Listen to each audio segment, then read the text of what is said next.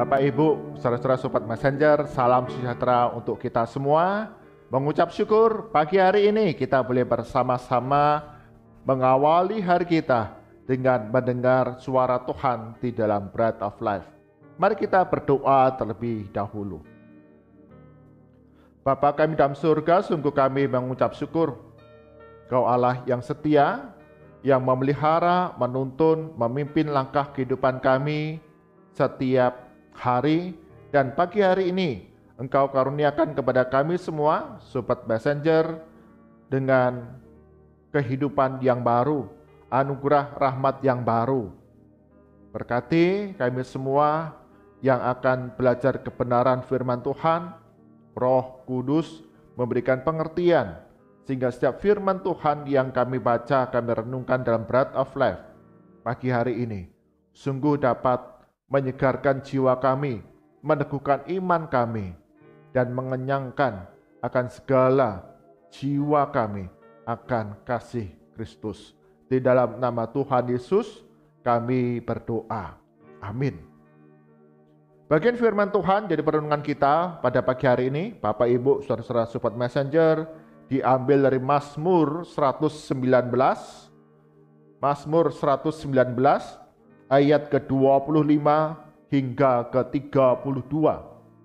Mazmur 119 ayat ke-25 hingga ke-32, demikian firman Tuhan.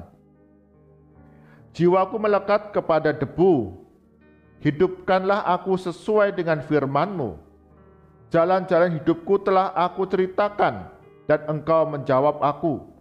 Ajarkanlah ketetapan-ketetapan-Mu kepadaku. Buatlah aku mengerti petunjuk titah-titah-Mu, supaya aku merenungkan perbuatan-perbuatan-Mu yang ajaib. Jiwaku menangis karena duka hati. Teguhkanlah aku sesuai dengan firman-Mu. Jauhkanlah jalan dusta daripadaku, dan karuniakanlah aku Taurat-Mu. Aku telah memilih jalan kebenaran, telah menempatkan hukum-hukum-Mu di hadapanku. Aku telah berpaut pada peringatan-peringatan-Mu, ya Tuhan. Janganlah membuat aku malu. Aku akan mengikuti petunjuk perintah-perintah-Mu, sebab Engkau melapangkan hatiku. Amin. Demikian firman Tuhan. Yang berbahagia setiap kita yang membaca, merenungkan firman Tuhan siang dan malam, serta melakukannya dalam kehidupan hari demi hari. Tema perenungan kita pada pagi hari ini yaitu mulai sekarang. Mulai sekarang.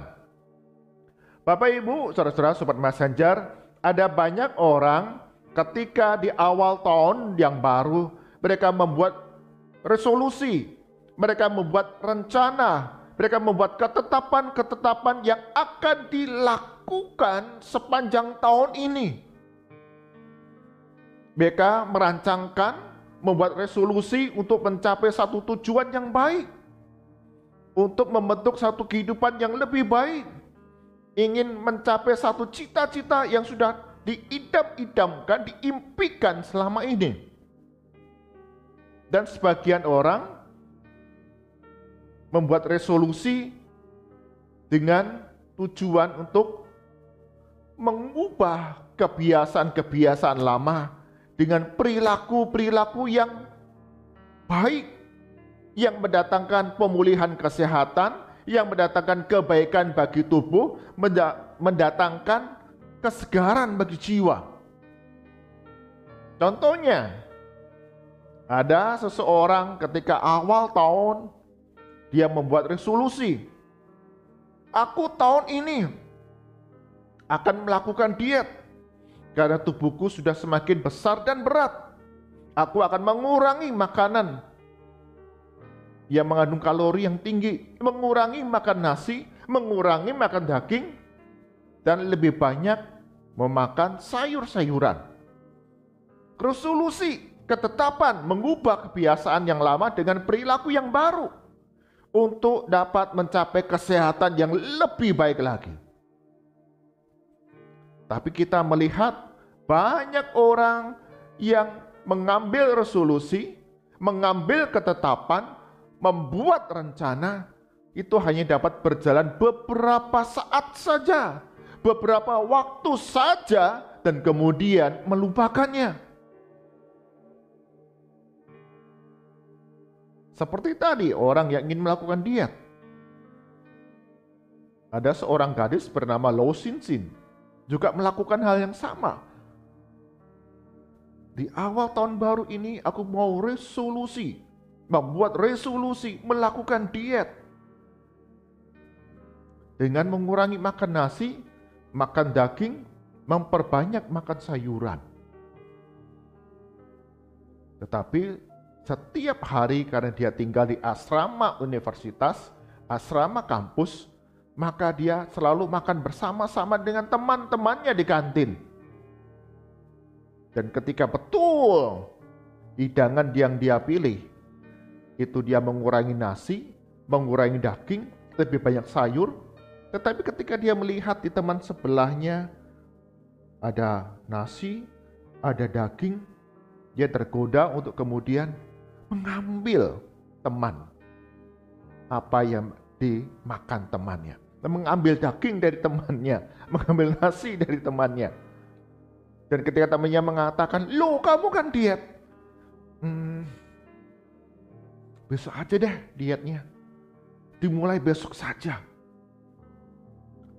Seringkali yang terjadi ketika orang melakukan resolusi, ketetapan-ketetapan untuk mengubah kehidupan dengan kebiasaan-kebiasaan yang baru lebih baik, diperhadapkan dengan godaan, dihadapkan dengan tantangan, kemudian tidak melakukan resolusi itu mulai sekarang. Tetapi besok saja ya. Jangan hari ini. Nanti saja ya. Itulah yang sering terjadi dalam kehidupan kita, orang-orang Kristen, ketika kita melakukan resolusi untuk kehidupan kerohanian kita. Di awal tahun yang baru ini, kita membuat resolusi.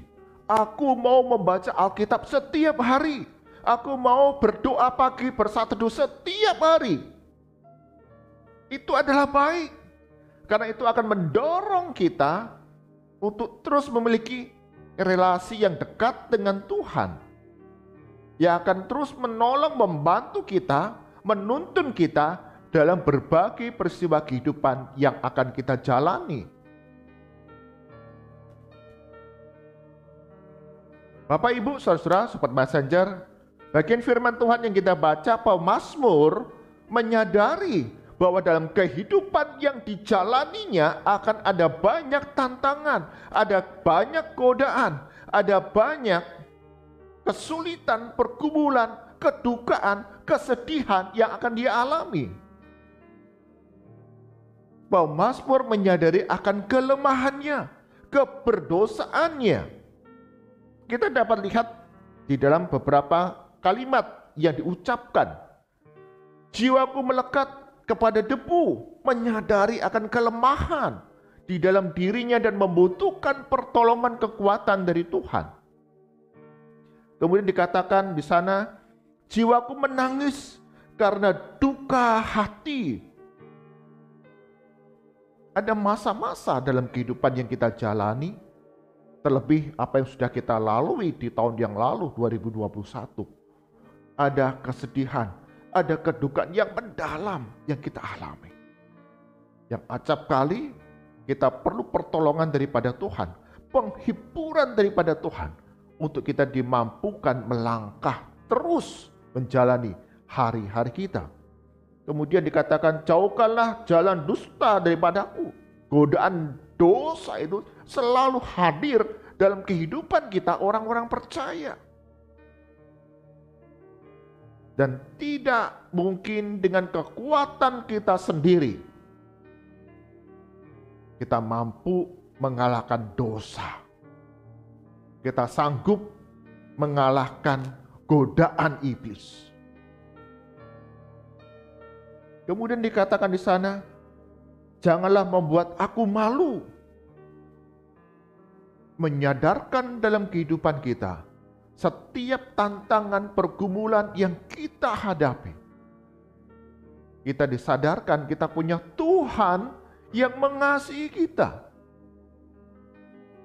yang berjalan bersama-sama dengan kita menghadapi hari demi hari yang penuh tantangan itu, untuk tetap tegap berdiri, tidak menjadi patah semangat, tidak menjadi malu, undur, ataupun bahkan mundur, mengabaikan dan meninggalkan Tuhan. Pemazmur menyadari akan kehidupan yang akan dijalaninya. Karena itu dia punya resolusi, punya ketetapan hati untuk terus berpaut kepada Tuhan. Ayat ke-31, aku telah berpaut pada peringatan-peringatanmu ya Tuhan. Bergantung, berpaut, bersandar kepada Tuhan Allah di dalam menjalani kehidupan hari depan. Kita melihat ada berbagai ungkapan yang pemazmur katakan betapa dia rindu Tuhan itu menuntun, memimpin, mengajar di dalam kehidupannya.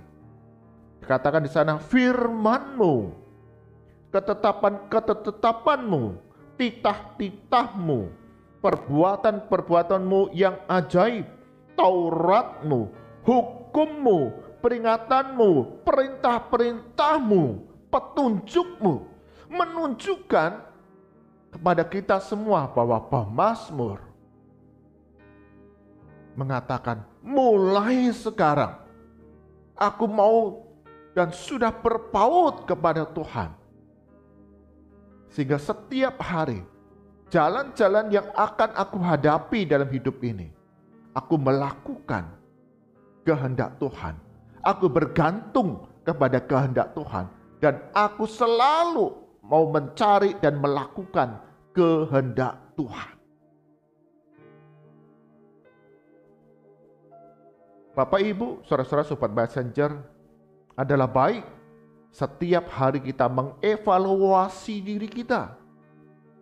Apakah kita sungguh-sungguh sudah melakukan apa yang Tuhan kehendaki?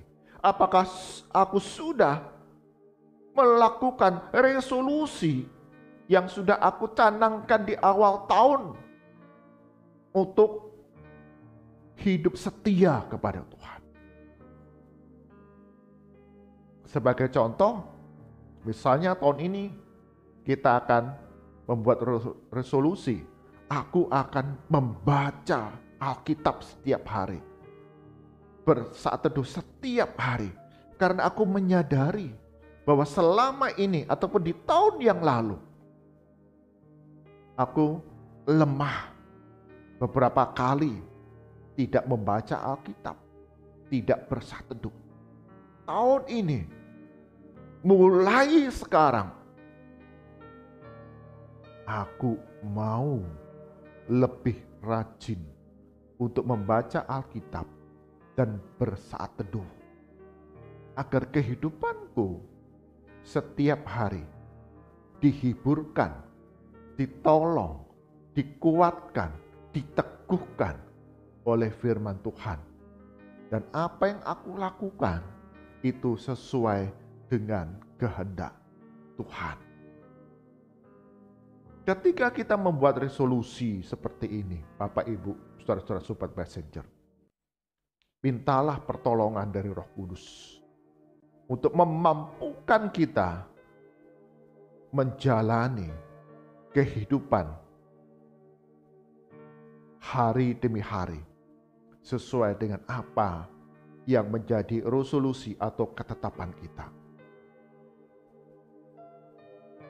Karena kalau dengan kekuatan kita sendiri, kita akan sering gagal. Kita menjadi malas kembali. Tapi dengan pertolongan Roh Kudus, kita taat dan tunduk kepada pimpinan Roh Kudus, maka kita dimampukan memiliki satu kebiasaan yang baru. Jangan pernah tunda, jangan pernah katakan nanti, jangan pernah katakan besok. Mulai sekarang, aku akan lebih rajin membaca firman Tuhan, bersateduh yang menjadi tuntunan kehidupanku sepanjang hari ini. Bapak Ibu, saudara-saudara Sobat Messenger, saya percaya setiap kita memiliki banyak resolusi di awal tahun ini. Baik di tengah keluarga, baik di tengah usaha pekerjaan kita, atau bagi kita yang studi, bahkan kita yang melayani Tuhan. Terlebih lagi kita orang-orang Kristen dalam kehidupan kerohanian kita. Berdoalah, berserulah kepada Tuhan. Serahkanlah semua resolusi, ketetapan rancangan kita sepanjang tahun ini. Bawa ke hadapan Tuhan. Dan ketika kita punya relasi yang dekat dengan Tuhan, persekutuan yang erat dengan Tuhan, kita akan tahu jalan-jalan yang Tuhan akan tunjukkan dalam kehidupan kita setiap hari. Karena itu, mulai sekarang kita harus hidup berpaut erat dengan Yesus Kristus, Juru Selamat dan Gembala kita yang hidup. Amin. Mari kita berdoa.